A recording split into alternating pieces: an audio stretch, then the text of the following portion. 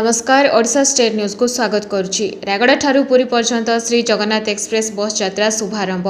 गतकाली संध्या 5टा समय रायगड़ा जिला ठारू पुरी पर्यंत श्री जगन्नाथ एक्सप्रेस बस यात्रा शुभारंभ।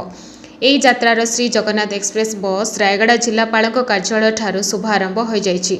एही कार्यक्रम यात्रा समावेश रायगड़ा विधायक श्रीजुक्त मकरंद मुदली, मान्यवर विधायक श्रीजुक्त रघुनाथ गमांग गुणपुर, श्रीमती अनुसया माझी स्वतंत्र उन्नयन परिषद अध्यक्ष रायगड़ा, श्रीजुक्त निहार रंजन कंहर पीडीडीआर डीए रायगड़ा, उपजिलापाल कल्याणी संघमित्रा देवी रायगड़ा, अतिरिक्त पुलिस आरक्षी अधीक्षक श्री विष्णु प्रसाद पात्र, आंचलिक परिवहन अधिकारी रायगड़ा गौरीशंकर बेहेरा समेत मान्यगण्य व्यक्तिविशेष बहुत योगदान करथिबा बेले उक्त कार्यक्रम श्री जगन्नाथ एक्सप्रेस बस यात्रा समय विजु जनता दलर सुप्रीमो मुख्यमंत्री श्रीजुक्त नवीन पट्टनायक वीडियो कॉन्फ्रेंस माध्यम प्रथमे शुभारंभ करछन्ती।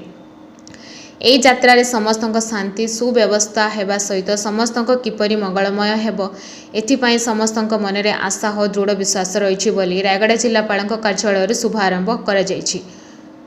रायगड़ा जिला प्रतिनिधि धवलेश्वर पात्री।